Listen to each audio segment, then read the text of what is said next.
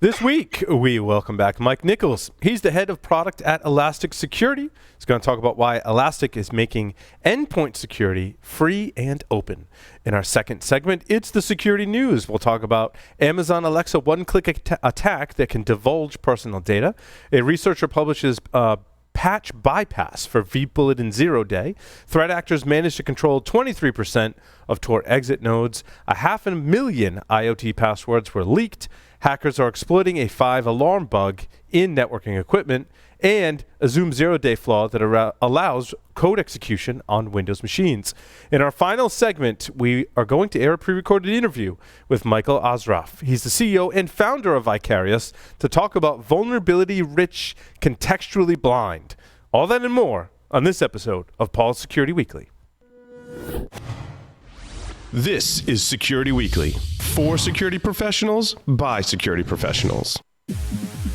Broadcasting live from G-Unit Studios in Rhode Island, it's the show where exploits run wild, packets aren't the only things getting sniffed, and the cocktails flow steady. It's Paul's Security Weekly. Hackers attack systems that are not patched. You need protection, but virtual patching isn't working. That's why you go patchless. Topia analyzes, prioritizes, and remediates vulnerabilities before they're exploited. Even the 0 days, all from one interface. Security gets better memory defense to complement endpoint strategy while improving overall vulnerability management and compliance. Adopt a hacker's mindset, eliminate vulnerability. Get your 30-day free trial at securityweekly.com/vicarious. The question is simple. Have any of the systems on my network been compromised? The answer is harder than it should be. Enter AI Hunter. Active Countermeasures has automated and streamlined techniques used by the best pen testers and threat hunters in the industry to create AI Hunter, a network threat hunting solution that does the first pass of a hunt for you to identify systems that are most likely to be compromised and scores the results on a scale from 0 to 100. You can then research those systems in depth with AI Hunter. Focus your valuable time on the systems that need your expertise with AI Hunter. Sign up for a personal demo today at securityweekly.com/ACM. The biggest problem in security that remains unsolved is flat networks inside the cloud and data center that allow threats to move laterally and compromise vulnerable targets. But microsegmentation using traditional firewalls is too complex and time-consuming. There's a better approach: Edgewise Zero Trust Auto Segmentation. Edgewise is impossibly simple microsegmentation. Using the identity of machines and software that are communicating, Edgewise offers the strongest protection that adapts automatically to changes. Protect any application in any cloud without any changes to your network by visiting securityweekly.com/Edgewise. And welcome to the show. But first, let me introduce you to a man who's hotter than Shakira's sweatpants.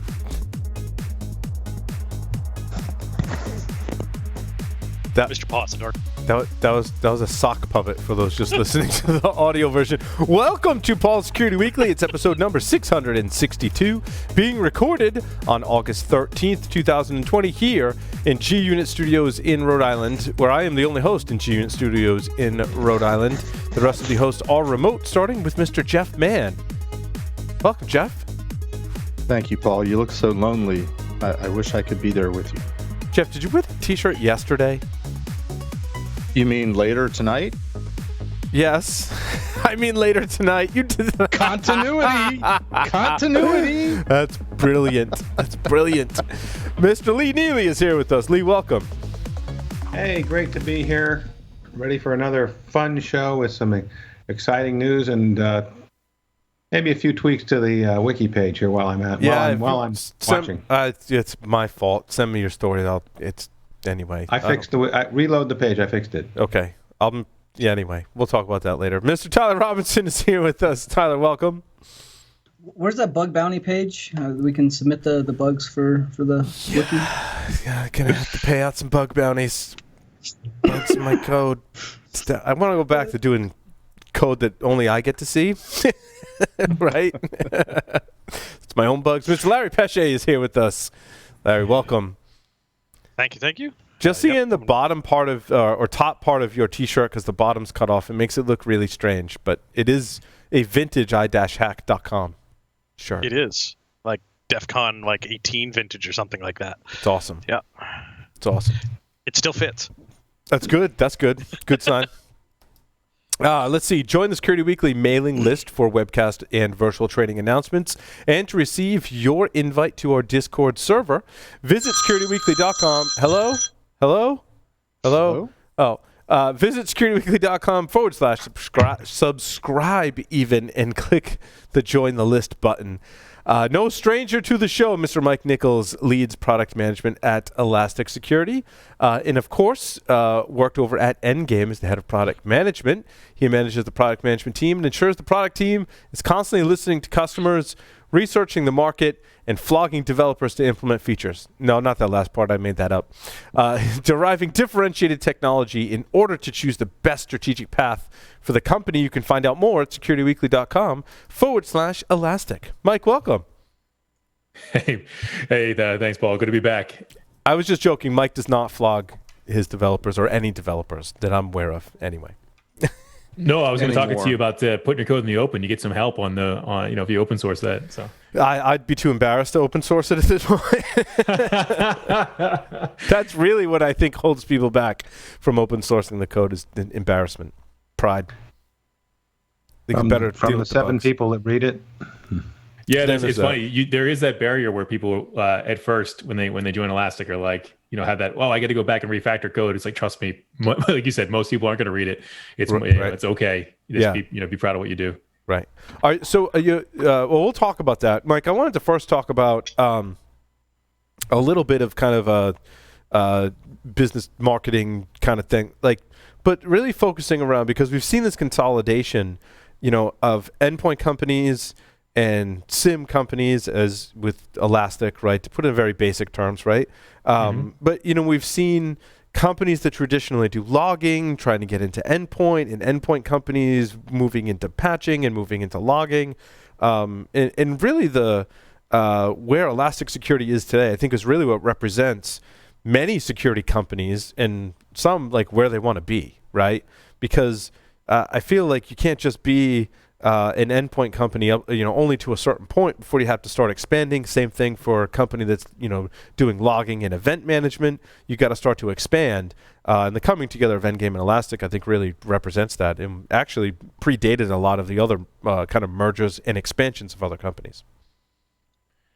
Yeah, I think you're right in the fact that most people realize pretty quickly that they need to tell the full narrative, right? They need to kind of connect a full story, and that requires more than just visibility into sort of the point of the product they may have purchased. I worked for a network company before, and then a user behavior company, and then an endpoint company. And in every single one of those, it was how fast can we get to connecting to somebody else and integrating to tell that broader story of what else happened. Right. And I think what you're seeing is a race in the industry to maybe not to a security side, but more just, I think it's the realization that it's ultimately a race to be the data layer, the data fabric of the, sort of the operating system of the security team, right? Where all the information resides so that you can actually then tie those things together, whether, like you mentioned, it's the vulnerability data, host-based data, even certificate information and health and status of servers, all should work together to kind of tell the story of what happened. Right. And it's interesting. We can string a bunch of things together, but then we might have to write code, and we know that my code doesn't have any bugs. Not at all. And other people don't change their stuff, so you have to rewrite your integrations, right? And maintaining integrations is kind of a pain, no? Yeah, I think everybody's had to deal with this, right? Where the integration is great on launch, and then one of the two products moves forward, and then are they communicating? Are they moving? Are they? Especially like you mentioned, when the code is. I'm not picking on you, but maybe the code is maintained by maybe one person by themselves, and I'm sure it's fully documented really well. When it isn't something that's more owned through the community that has more people looking at it and contributing to it, you're kind of betting on somebody maintaining that thing for you. It sure sounds like you're picking on Paul. I'm trying to get into the bug bounty program. I challenge you to write code that doesn't have bugs. It's not easy. Hello world. But also never failed me yet. That's right. One of the advantages of putting your code out there and open sourcing it, right, is if you get more people using it and you get more people doing the same integrations, you can kind of compare notes, have a community around it, and I think have a better time. Like the worst situation you can be in, I know, like working in an enterprise or for a company, is to integrate, product A and product B and be like one of the only ones that has that integration, because then there's no one to lean on, and there's no one to lean on either product team to go, can you fix that, right? Right. Well, and from an analyst perspective, it's like nobody else in the industry can talk to your team about what dots to connect. Mm-hmm. And we saw that we just recently, we actually opened up all of our rules development as well. So we moved all of our rule creation into a public GitHub repo where the team is actively developing, talking to the community. And I think that one of the drivers for that was that, when I was a defender, and I'm sure you've all been through this too, you at a certain point, you're sitting there saying, I know what I'm doing is not novel. I know what I'm doing. Somebody else has done this. And like, I'm just repeating, almost like burning time, making the same firewall rule that I know 20 other people have done. Why can't I just look at this like community thing where that is, so I can go work more on what matters for me in my business? So we think that's going to be pretty good as well, just to have this open community there where we say, look, here's the stuff we're doing, contribute, and let's share that, so that we don't, you don't have the same person writing the same rule in every different company. Well, and I like it when it's centered around a project like security, like you're talking about, right? Because if it's too general, you end up with Stack Overflow. And then like everyone's answers are like sort of the solution you need, but not quite, right? Whereas someone writes a rule for something and be like, oh yeah, that's like in the wheelhouse. Like either that can solve my problem or it's close enough where, can modify it slightly perhaps. Yeah, exactly. We try to put some gates around things, or some to say, okay, here's sort of the buckets of areas. So, host-based security, of course, Windows, Mac, Linux.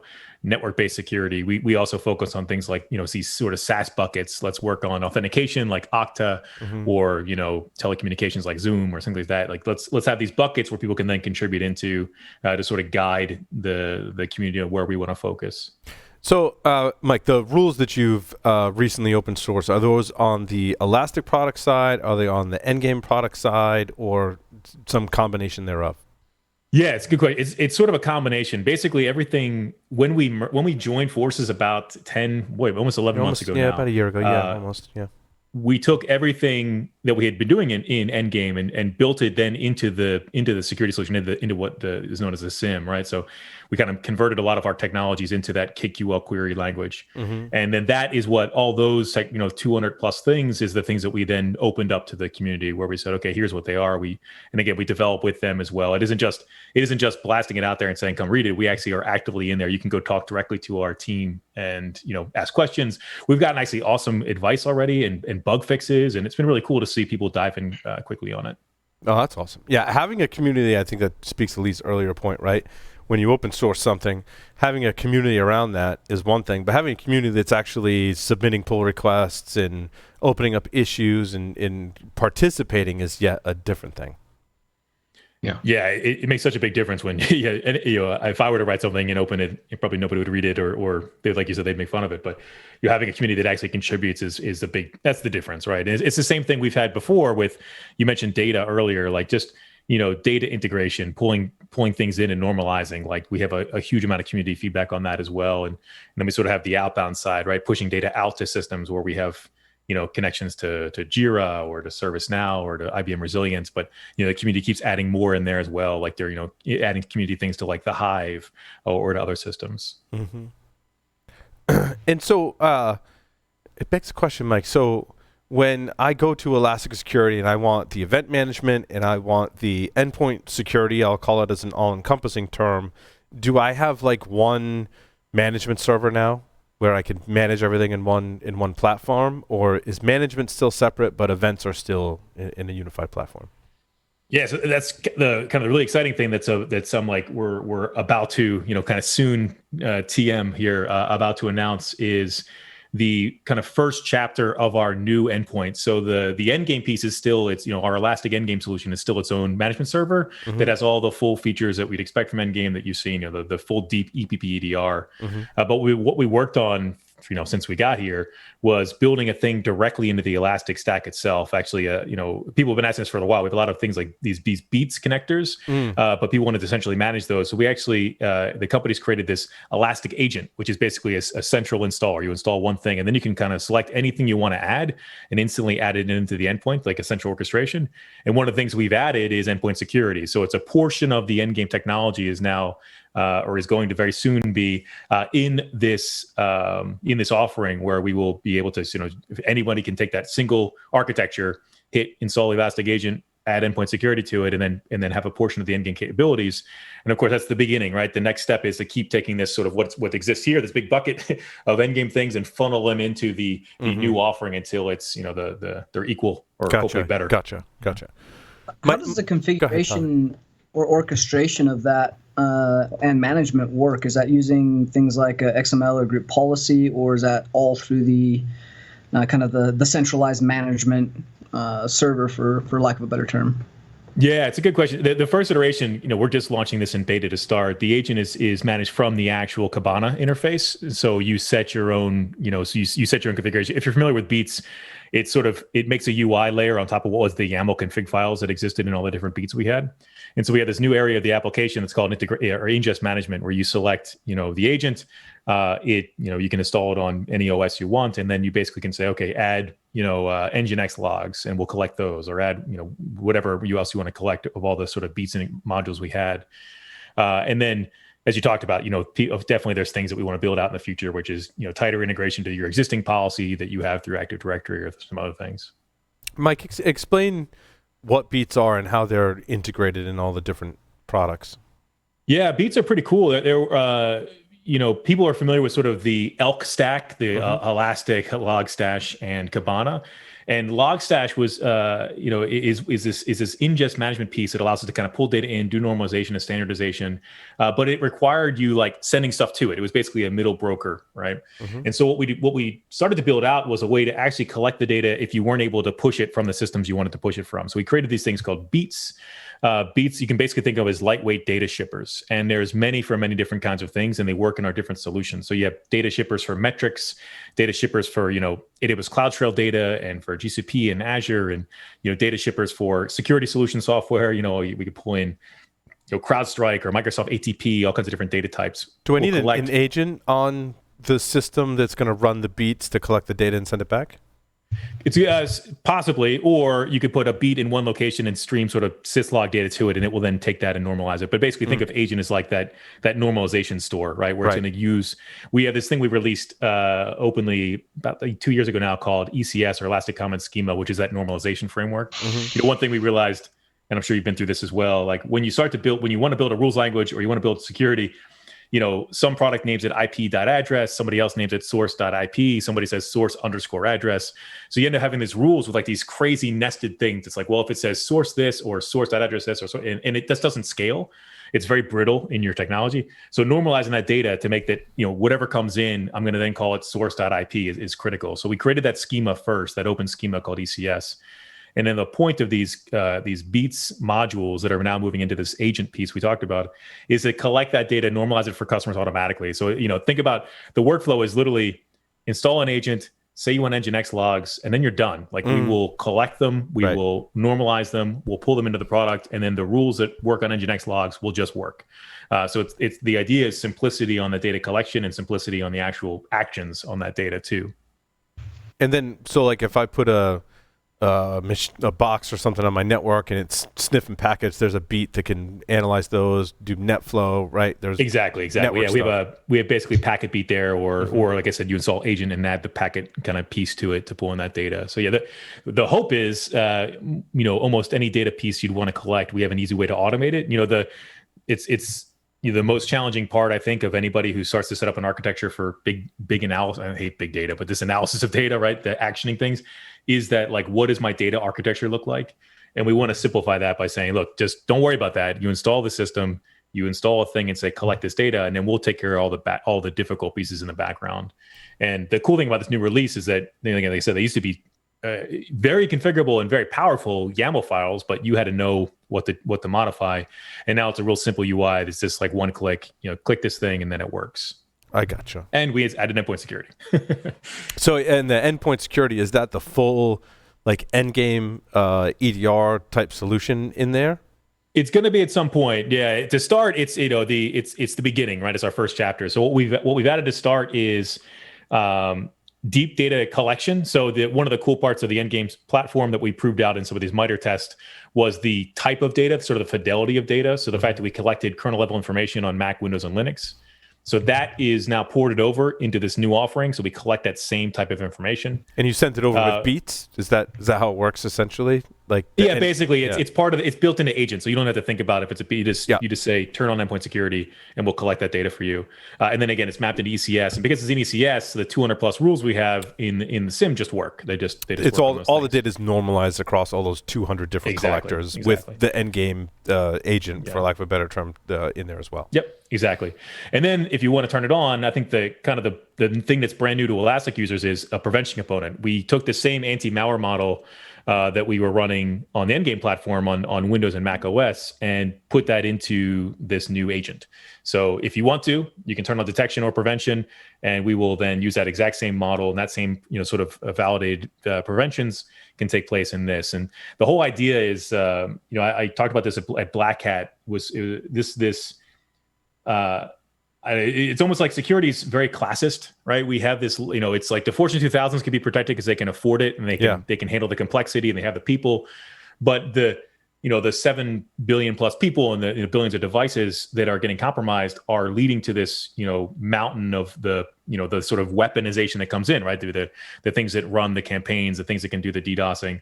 And so we have to protect everything. And the only way to protect everything, no one's, you can't charge enterprise prices. So you have to have at least commoditize some piece of it. And so with this offering, it's in our default distribution. And what that means is it's free. So we've sort of, put out a free SIM. We put out a free, this free endpoint security, including malware prevention, the free rules that'll run on top of that for some advanced detection.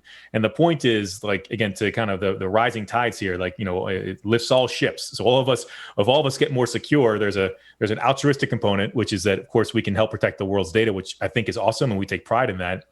And the selfish component is that if everyone else is more secure, then the aperture of the attacks, narrows, right? There's less systems to operationalize to attack our business, right? So, but you're not giving away everything for free, right? Do I get the full no. So there is of course tiered layers. So there's a what we call our default distribution, which is free to use. You can go to cloud and get a 14-day trial on it in our cloud as well, which has that sort of suite of capabilities: data collection, the alerting, the malware prevention, and then there's layers on top where we can add capabilities. So you mentioned the Endgame platform, for example. The full EPP EDR capabilities are a paid capability that's on top of that layer. But I get some basic EDR and some malware protection now for free, along with the free Elastic platform, correct? Exactly. And I think that why that matters, especially from a community perspective, is you talked about earlier, people. We want to build this community that contributes to our rules, for example. Well, if the only people that have access are people that paid for it, that's a pretty small community. If the whole world can get access and you can all use the data and all write rules against it, it really broadens our ability to have more people contributing to protections, which again, is that more people contributing, the better it is, the more people that write connectors. It's a really healthy community if there's a layer. And it's not that sort of freemium model. We don't have a cap it over, after the first 100 preventions we stop, or it's, we insert a toolbar in your browser, right? It is truly free. It's these capabilities are free, they're available. And we think, the sort of the business model is that will introduce you to Elastic. You'll get excited about it. We provide a lot of value to you in that free model, but our hope is you say, hey, you know what? I like this, and I actually want to turn on the next thing, and then you'll become a customer. So, we think that, we can kind of build that trust and, bring you on board with us as a customer by providing some really good value in the free layer. So, Mike, today I can go to the website and I can stand this up for my organization on its own without paying anything or without a trial, right? I can get Elasticsearch, Kibana, Beats, Logstash, the malware prevention, and all that is free. Yep. Yeah, you go to lastdo.co/security. You can launch it in cloud for 14 days for free now, or you can download it and put it on your server, and it's free forever. That's awesome. Does that business model seem to be successful currently for Elastic? Yeah. I mean, I don't want to speak too much to financials because we're a public company and I'll probably get yelled at. But we put out our quarterly earnings and everything seems to be going really well. I'm excited by it. I'll tell you that. Yeah, I mean, I think it's this idea. What's different about the model is that I've worked in other companies that are the classic sort of top down engage a sales rep, start a conversation, and those are successful. And we have those people, of course. But this, it's amazing when you look at sort of who becomes an Elastic customer. The majority of people that become Elastic customers were using Elastic and even proved it in their own sort of proof of concept before they even called us, because they have had access. We'll get calls from really large companies that say, hey, we had a problem with our legacy SIEM scaling when we added, let's say EDR data to it. So we downloaded your stuff and tried it, and holy crap, it was fast and it worked. And so now can we talk to you about how to architect this for our company? And it's kind of amazing when you have practitioners get excited and sort of fired up about your technology because they can get their hands on it, and then have the business conversation. It's in the past decade of my life, this is much better than the other way around, which was you get the executive or the business layer excited, then they have to go down to the practitioners and make them try to use the software. So it's this this sort of bottom up model where we get people to use and sort of love our stuff. And then, if it works for them, contribute or to us or become a customer, I think is really successful. Mike, on the downloads page at the very bottom, have you seen the image that's there? It's a downloads page at the bottom. I'll take a look. He's got a hatchet but two axes and a pipe, and it kind of looks like you, like with the beard if you had longer hair. It's actually kind of funny. The very bottom of the downloads page. Nice. It's awesome. Oh yeah. It is. That's not you though. It's not me. No, not yet. I still my COVID hair is getting there, but it's Gotcha. not quite as long as that gentleman yet. It's a really funny image. That's really cool. That is a lot of functionality to give away for free, though, I feel like. Am I overstating that? Or it's like, you know better than almost anyone, right? Yeah, it's definitely a question we get of like, where's the catch, right? Where's the hook? And I think, if you ultimately, right, Elastic, we are a search company at our core, right? We did that first, which is like the hard problem of searching data really fast. And then we're layering kind of use cases on top. So observability, right? Looking at, searching across for servers that have challenges, things like that, right? And enterprise search, like shove your Gmail data somewhere because you can't, or Slack data, because searching in Slack is maybe not as great as you'd like it to be. So search there. And now we add security as well. And I think what we find time and time again is that, we get a broad set of users that use us. And then, there's functionality that just makes sense for an enterprise once they want to adopt it like more broadly. And they go, you know what? I need, for example, I really want seamless and simple SSO authentication across my company, right? And so maybe that's in a paid tier, so I'll become a customer to get access to that, simple orchestration or simple automation. So there's these decision point layers that happen when a customer goes, okay, now that I want to deploy this more broadly, I need this set of features, and we move up into this next tier. But we try to do it in a way where, if you take this and put it in your home lab, like you're going to be right as rain and never have to pay us, and that's okay, right? It's okay that you're successful. We like that. But if you decide that your business needs more, then great. Let's talk about how we can become partnership there. And now the malware prevention is just Windows and Mac that's available for free. For right now, yeah. We've been looking into Linux, but it's Windows and Mac, and it's the same model. It's on Endgame, so it's that signatureless malware model. So it's we can talk more about if you want to talk about how it works, but you probably know more than I do. Memory protection and things like that, right? Not yet. No, memory protection and some of our advanced, sort of behavioral ransomware protections are capabilities that are still in Endgame and not yet into the Gotcha. This new thing. And then and who knows, when they come in, they might not be part of that free tier either, right? This is the beginning launch. So, but we hope that there's enough functionality where people get excited about it. People even if just the simple fact that if you wanted to collect host-based information and see what you could detect, right? See like, okay, well, MITRE has all this stuff I want to check out. Like, what could I find? Well, the easiest way to collect it is you can turn this on with one click, and now we're getting all that data. So you can even ignore the malware prevention and just get the data collection and the rules on top, the adversary rules that are mapped to MITRE, and see if that works for you. I really like this. Just really quick, Tyler. I like this for if you're a security professional and you're trying to protect Windows and Mac machines at home. This is really good suite to like install and just see what you can get, right? And then think about how that applies to your enterprise. Because I really believe, if you're going to use this in the enterprise as part of your daily operations, you probably should be paying for it, right? But use it at home for free. Like I talk about my kids all the time. Like it's their mission in life to like hack around any protections I'm on and get infected by everything. Yeah. I already have this running on my kids' systems for sure for that same reason. But yeah, and even on Linux, we do Linux protections, but they're mostly like what you talked about. They're aimed at not malware, but they're aimed at sort of the built-in Linux Right. componentry that they're more adversary behavior focused, and of course a ton of stuff that's focused on like cloud configuration changes, things like that. Right. Like my son was locked out of the computer with the management software, and I said, if you guys like bypass this management software, I will be so proud. My middle son's like, wait, you're not gonna be mad? I'm like, no. I'm gonna be really proud. And like, I no sooner turn my head and turn back, and my oldest son is on the computer, like there's nothing, and I noticed my wife's phone next to the computer. He had found my wife's phone, picked it up, unlocked my wife's phone, gone into the management software, unblocked himself, and then proceeded to use the computer, like, that's without awesome. even like batting it. I'm like, dude, Yeah. I am so proud. And I'm like, sweetie, we need to have a conversation about OPSEC. Yeah. Let's talk about why can our son get in your phone? Yes. Sorry, That's Tyler. awesome.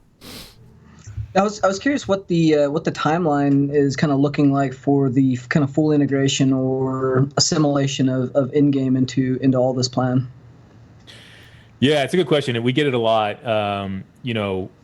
We don't know exactly how fast. I mean, but the team is already running really quick, which is awesome. But we've been telling people, it's gonna be a while. I mean, Endgame had a ton of functionality that is still really powerful and really successful for customers. We're still, actively developing on that Endgame solution for our customers. And as we pull features over, we're kind of looking at what's the best thing to benefit the sort of broader user base and how fast can we go. Of course, we need some of that R in the response. So adding some of the response actions quickly is definitely a priority. Things like host isolation, for example. But, realistically, probably expecting at least like a year to 18 months probably to kind of get those capabilities ported fully over into that solution. But, the cool thing is that because Endgame does so much, I mean, any, EPP in general, right? Because it's such a broad category that along the way, the solution might have enough capabilities that it solves your needs. You might not need, this additional piece that's coming later, right? You might have enough coverage with what you have today to be able to move over to the new solution. That's pretty awesome. Now, does Elastic have a bug bounty program or a responsible disclosure set up already? Yeah, that's a good question. We do work with I forget the vendor now. I think it's one of the two major vendors for bug bounties. I'm just not sure if it's how public that is. I know that we definitely do some active work there. So that's something I can get back to you on. Yeah, you guys have been always open to working with researchers on not just maybe a bug bounty program, but anything having to do with the product. For sure. Yeah, we get tons of great feedback through Discuss forums and through our open Slack, our public community Slack channels, and also through GitHub. I'm not sure. I need to definitely double check about the actual bug bounty itself, but we do get some good information in from people about things that they find that we need to kind of dig into and work on. That's awesome. So, Go Mike, ahead, are you Jeff. ready for your PCI question of the week? I knew it was coming. I'm excited about it. Well, and this is not meant to be a stumper. I'm just curious to what degree you guys are even looking into stuff like this. Visa, the credit card company, they published a special security alert last month. I guess my first question is, are you guys even aware of that? Because I don't know how they publish it. I think they mostly send it out to their merchants, but it's a public document. Heard of it? That's my first question. So the good news about being the head of product is that they don't trust me to do those things. So I could say our research team might have heard of it, but I personally have not. No. So what I'm curious about is the security alert has to do with Visa was doing some forensics work for one of their breached merchants, and they uncovered some variants of pretty old malware. I mean, malware that dates back to 2012, which I think might be some of the malware that was used at the Target breach, the Home Depot breach, and others. Forget the dates and times and everything. I'm curious, in terms of malware, this particular type of malware is what they call memory scraping malware, and they target that special type of endpoint in the PCI world, which is the point of sale, or to the late person, the cash register. So I'm just curious if you guys, and if you don't know the answer offhand, we'll await your response. I'm trying to find the names of the. I had it. Yeah, here well, I mean, while you're pulling them up, I know we have a whole portion of our endpoint team is dedicated specifically to memory, and I think we could talk a little bit. At least I could talk about what we do on the end game side. It's okay. We try not to chase each new attack, or like we don't really put out rules per exploit or per attack that comes out. We really try to kind of do these more broad, kind of technique focused ones. So a good example is the way that we handle, process injection. We have a few different sort of methods that are doing kernel level management or monitoring of each thread execution. And then during thread execution, we'll actually, millisecond pause, check some behaviors to determine if it's actually the thread is it backed by a process on disk and some other kind of key metrics that would help us score that thing. And then we can actually allow or deny that actual thread execution from happening. So some of these memory-based attacks, can be prevented with those. Now, this one in particular, I'd have to actually check the test and see. Well, I don't know if you have access to your Discord server. I dropped the Visa alert in there. I can certainly get it to you. Oh, nice. No, that's great. If you have it there, hopefully the team. I'm actually looking right now on our GitHub repo. Like the cool thing about the community is like we had I'm looking here. Community just dropped like the meow attack rule is in there. They respond pretty quickly to stuff that is in the news that they're looking at. But that one in particular, I can actually dig in. So the names of the three variants that they saw, one is Alina, Alina POS. Okay. One's called Dexter, Dexter, and the third one was called Tiny Loader. And the Visa announcement actually has indicators of compromise, what files are created, how they all work. It's got all nice things that you would drop into signatures and all that kind of stuff. So there's actually a lot of cool information. The final phase of the question, what I'm curious about, what intrigued me about these this write-up of these variants is that for data exfiltration, they were using DNS tunneling. And I think we talked about that, Paul, on a show in the last couple weeks. Open-ended question. What do you guys do or do you guys do anything that could catch something like weird traffic, like data that's going out over DNS? Yeah, that's actually a really good one that we demonstrate that a lot because it is, like you mentioned, kind of a challenge for people. One of the things that happened with Elastic, 3 years ago now, I think, we joined forces with this company called Prelert, which was a machine learning based company that was beginning to focus in that UEBA space. And what we did is we kind of repackaged that as a generic machine learning user interface for Kibana. So you can go in and play around with that now. And then when security came out, we actually bundled in or built in a bunch of these, I think we have now 30 some odd models that are running across that formatted data. And one of them happens to be exactly what you're saying. It's actually looking for malicious DNS or for DNS tunneling, I should say. So I'm actually trying to pull the rule up now so I can give you more information about it. But yeah, it's specifically, let's see. Yeah, so we do DNS tunneling and rare DNS are two separate models that come prepackaged that can run, and they're unsupervised. So they actually will, learn on the data that's in your environment, and then you can set the threshold that you want to fire on. And kind of pull in. So I just want to say, Mike, this might be the first time all year I've heard the term UEBA, and I feel like 3 years ago that's like all we were talking about. Yeah, I know. It's funny. I actually was talking to somebody earlier about like things that don't excite me, and that was actually a topic. I'm like, that doesn't get. Yeah. I feel like we were excited about that for a little while, and then we kind of all agreed that it was a feature, and it took a couple of years before it basically was not exciting at all. Yeah, it was a feature masquerading as a product for a long time that I think merged into product offerings for sure. But yes, I mean, in this case, I think we'd have to run it, but I would hope that that rule would find that for you. Cool. And now we just have to figure out how to sell your stuff to a PCI customer. Yeah, I mean, I think I told you this last time. Back in the Endgame days, we did a Coalfire audit, and it actually came back, and we had we had a whole report that talked about how we could, help a customer achieve PCI with the PCI DSS version 3.2 requirements Specifically, we helped with requirement 5, and I'm looking through here to see what the other one is. I think there's a couple ones that we helped, but I'm sure there's more now as we have more like a broader set of capabilities. So we've been talking about, should we engage a company like that again to come in and help? We did one for this, and we did one for HIPAA as well, just to provide some of that information for our users. Gotcha. Funny how we had a very similar coal fire report done at Tenable, and I'm pretty sure our VP of marketing was your VP of marketing. It's a small world, I think. Jeff, you're looking like very majestic. I was going to say he looks like very Obi-Wan Kenobi ghost. Yes, he's a Force ghost. I should. He was saying earlier how it's a sanctuary, so as it turned back, I was like, wow, it's really it's powerful now. Yeah, the sun's hitting the window just right. So. Oh my goodness! You can strike me down, and I'll become more powerful than ever before. That's it. Don't cross the streams. Help me, Mr. Jeff Mann. I must pass my PCI compliance assessment. That's really funny.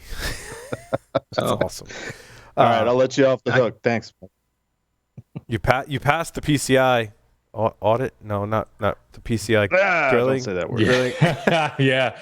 Yeah, I know it's although it's one Paul, of those things. Funny funny you should mention that, Paul. I know that we don't do the hack naked T-shirts anymore necessarily, and assessment is too long a word, but I kind of want an audit naked T-shirt. Audit naked, yes. We still do the hack naked stuff. Well, we usually do them at conferences, but if we ever go to DEF CON, if and when. Right. Oh boy, I hope they come back. This last round of Black Hat really made me miss in-person conferences. Yeah, I agree. Mike, really quick. Bring us up to date on some of the more advanced protections in the endpoint product. I mean, because we still see so many vendors doing endpoint stuff. We see a lot of vendors taking various different takes on how they'll help you prevent against a threat that you don't know about. I feel like before it was Elastic Endgame, that Endgame was really ahead of the curve in terms of preventing those attacks. What's happening more recently, especially stuff that's got you excited? Yeah, well, thanks for that. Yeah, there's some really cool things that we've been doing. I think I talked about this last time I was on, maybe about it coming, and now it's actually out, which is great. Which is one of the things that we realized, and I think was it a year or 18 months ago now when atom bombing happened that really brought this out, where process injection the atom bombing technique was process injection using an API that we hadn't, the industry hadn't recently thought about being an API we could use. And we ran into this challenge where we had to then update our kernel driver to look for this new API, and then that took development cycles and QA cycles, and so it put a gap right in how fast we could respond. So the team put a lot of work into how can we get better at rapid response to these new things. And Mike, I want to add some color at that point right there, because the instant you try and implement a new feature and or fix a bug, but in this case you're trying to implement a new feature and you start changing things in your code, I know this very well recently, right? You got to go back and test everything to make sure you haven't broken an older detection, like in your case, right? You changed process injection to detect the new API and the new method of doing it, but now you got to go back and make sure all the other ways you were checking for process injection are still valid and that you're checking for them, right? Otherwise you're going to introduce another bug trying to protect you. Exactly. Yeah. Well, and because we're, when you have to be in the kernel to do prevention properly, you not only have prevention detection or prevention regression testing, but also performance and application deconfliction testing, right? Because as you modify to something, it's like, oh, wait, let's make sure we work with this suite of things and don't impact the user. Let's make sure we don't crash anything else that's running. Yeah, exactly. We won't name names, but some of these legacy vendors that gave Endpoint a bad name because it would spin up your CPU and you wouldn't, you would overheat your laptop. We don't want to do that, obviously. But so the team, was really thinking about how can we get in front of this. We released this capability we call MBM, or malware behavior modeling. And what it basically became is a layer, it's sort of a shim layer on top of what we're doing in the kernel that allows us almost this, so we can deliver obviously new updates, new rules, whenever, right? Sort of just deliver them down to customers and protect them. This actually, and it allows us to hook different APIs almost on demand. Basically, we realize, for example, that this new technique requires this new API visibility we didn't have. This new model that we have, lets us actually send down the rule and the new kind of, go hook this thing. It will actually go do that, grab the right data, run the rule, and enact that prevention that we need. And it allowed us to respond really quickly to some new capabilities and new attacks that we've seen in the wild. So that's been from a maybe doesn't have like as great of a big foot stomp presence as like ransomware, but the capability allows us to be really fast in that rapid response for customers and ensure that we protect them against new problems. And that was a big deal for us. And with that, came all the other pieces we can do. Like we can respond and add to, screen captures and things like that, just using that API visibility that we have. So that was one. One I'm excited about now is obviously we just saw the news, right, about Garmin and others. Mm-hmm. Like ransomware just isn't stopping, and so we have a couple more. We have a few already layered ransomware techniques because we can't fail there, right? So there's like 3 layers of things that we want to make sure work before it hits the bottom layer. Right. We have a couple more we're working on now as well to sort of add to the stack. We really want to throw in as much belt and suspenders approach to ransomware protection as possible. So there's a couple we're looking at now that we think are pretty exciting that hopefully will come out this calendar year that will just further enhance and just be additional protections to what we're tracking on ransomware, because that is like you mentioned, such a it's unfortunately so impactful to what we're seeing. Yeah, I think those are sort of the big ones that jump out at me. Obviously, you brought up earlier sort of the lack of the malware prevention side on Linux, and that's always been an interesting one for us, is like how much malware is really out there on Linux, but it is something that people need from both a compliance perspective, as well as, there is some things we should just block. And so looking at how to at least cover that for users is something we've been looking at as well.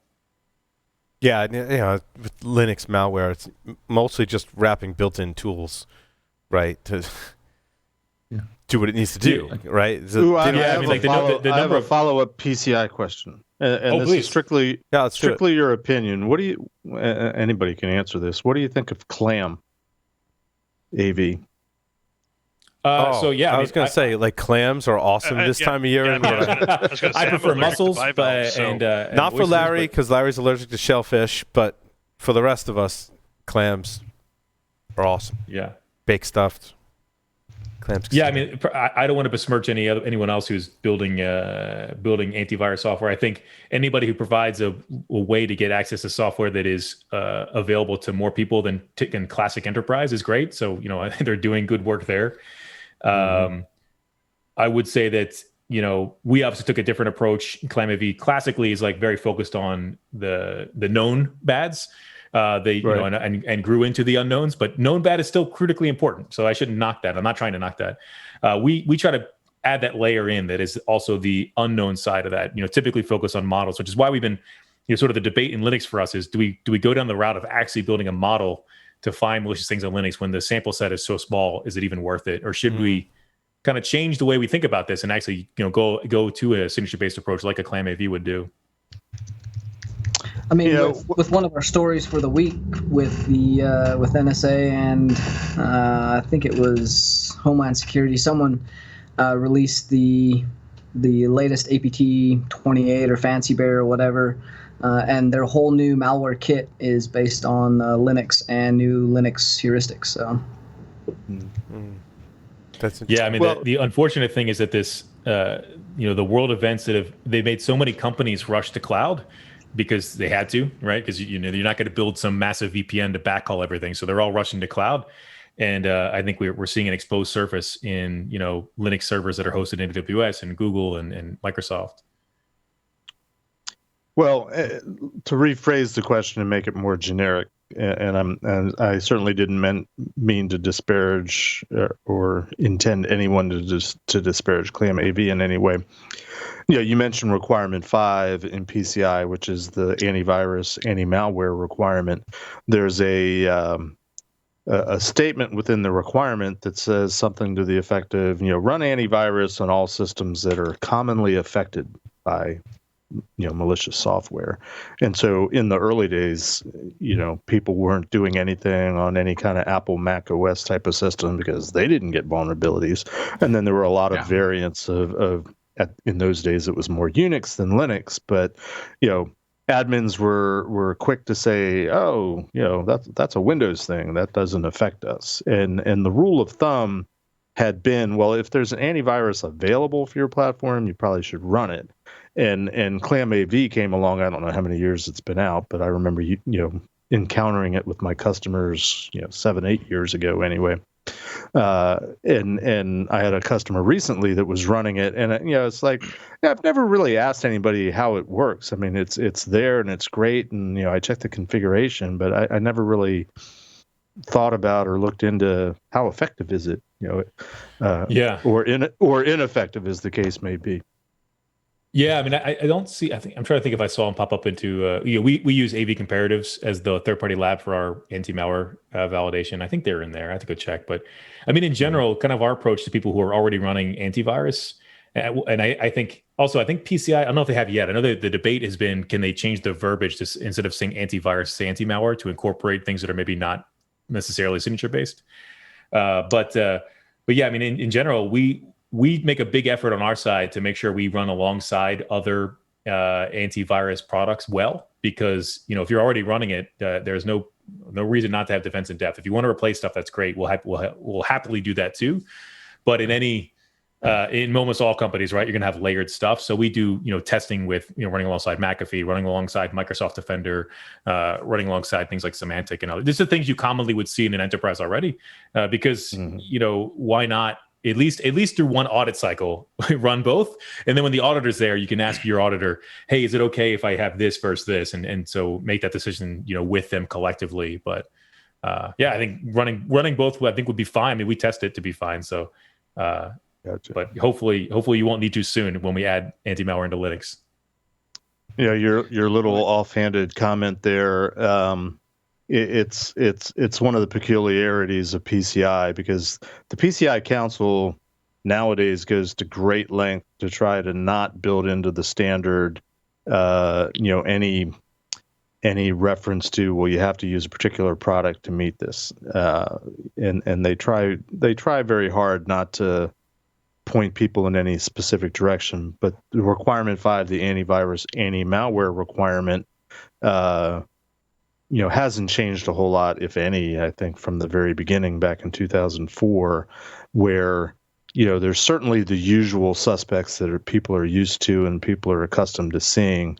The challenge has been over the last couple of years. In fact, this probably goes back 7 or 8 years, when whitelisting solutions started coming along and people wanted to run that instead of a traditional antivirus, especially on a point of sale where they've got 50,000 of them in 48 contiguous states that they got to maintain and patch and update and all that kind of stuff. So technically, the language is there today that you alluded to. You can use anything. You just have to convince, the customer that's buying it, but more importantly, their QSA, that right. it's acceptable to meet the requirement.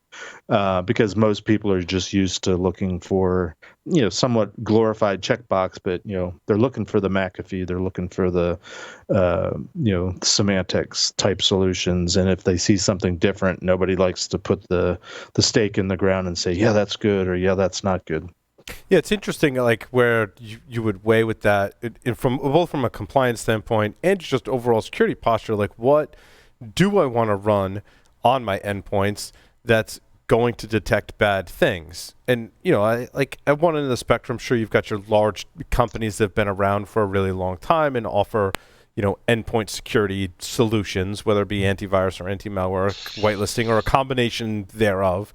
Or like, do I want to run Paul's PowerShell script that can detect some things that is only running on these few systems, right? And then there's everything else in between. I don't think we want to push people to two extremes of the spectrum just to check a box, but it's hard to state what you should be doing without recommending one thing or the other, or pushing people towards, oh, well, if you just run Paul's PowerShell script, you're fine, when Paul's PowerShell script really sucks, right? Yeah, I'm actually glad you brought up things like application, these sort of allow list or exception list, because I think we're seeing more and more recommendations for that, especially in cloud. And as you mentioned on point of sales, like if you know what the system does, that's actually far more better. That's locking that down is actually probably a better investment than kind of going the other way and trying to allow things and then block them if they're bad. But yeah, I think the spectrum is, unfortunately, and you just mentioned earlier, Tyler, the AP28 information, and we're seeing those sort of built the attacks now get in the hands of others like crime work groups. it's really hard to say what is secure, because you have, like you said, from the bottom, or the layer of compliance is hopefully the beginning of security for a lot of people. I can at least do this, but then there's a visibility into, PowerShell, the visibility into WMI, the visibility, all these kind of layers that you also need, and you're not really protected if you don't have that too. But where do we draw the line for a 2-person company? And right, and it is in the space of endpoint protection technologies, right? There's probably a half a dozen or more different ways to protect it, right? And there's a whole set of companies that they do whitelisting. There's a new set of companies that are doing, application fingerprinting and basing a whitelist off of that. I mean, I've actually just recently spoken to 2 of them, right? But do you run just that, or do you also have to have some kind of signature and other behavior-based? Like, how many different endpoint protections do you want, and which ones do you pick and mix and match? And like you said, Mike, you try and work with others, right? It gets really confusing really fast. Well, yeah, and the challenge is, as you know, is as soon as you go to anything that is not signature-based, you do increase your ability to find a new attack, but you also greatly increase the amount of, false positives or benign hits you need to triage. So now you have to have a person who's behind that. So then there's the challenge of, do I hire a managed detection response company? Do I hire an analyst to do this? Where's the trade-off and the risk reward of how much I invest in adding protections versus how much I want to manage this as a full-time job? That's really interesting. Well, go ahead, Lee. So, and we're talking about doing all this and putting more smarts on the endpoint. How are you at Footprint? I mean, I was working a couple guys the other day, and we were arguing about what agents had the most footprint, and I came out dead wrong in that when they took off the agent I liked, it got about 60% of the CPU back. Yeah, so we could set over I was saying how we use AV comparatives for our validation. AV comparatives had scored us really, really well on or what's the right way to say it? We had a very low impact. We were at the top of the list using PC Mark and a few other test suites they had compared to the other 20 some odd vendors they test against. So we try to be really low impact. I mean, obviously it's always, and it depends. That's one of the fun but challenging aspects of Endpoint is every single thing you install on is like a brand new environment. Every desktop, laptop. But we work really hard at this. I mean, it's where sort of our roots, our heritage was in being low impact and not causing disruption at Endgame, and we kind of carry that over here as well as into Elastic. Is the number one thing that's going to get you thrown out somewhere is a user calling support and saying, this thing sucks, right? It's locking out my system. It's stopped me from doing my job, even if you're the best preventative solution in the market. So we put a really strong emphasis on ensuring that there isn't user impact, and we have some good validation. But again, the cool part is you can download it and try it yourself now because it's free. So you can actually try that part out and see what you think. But, I mean, a great solution is one that renders the system useless so the user can't click on stuff. I mean, There's always that. You'll never be attacked again. We just completely locked out your system. Right? We're not supposed to reveal the hidden agenda, guys. Mike, there's an expanded offering of free and open source things that people can get at Elastic, and folks can visit securityweekly.com/Elastic and find out more about that. I'm actually very excited about that. To have new offerings out there and free and open is a really good thing. So thank you for that. Yeah, hey, I really appreciate talking with you all about it. And we're excited too. I think stay tuned for more. Right, we're really trying to remove the sort of veil of secrecy that typically exists in security, and try to just do things differently and see how it's received. Awesome, Mike. Thanks so much for appearing on Pulse Security Weekly. Thank you. Without taking a short break, come back and talk about the security news for this week. Stay tuned.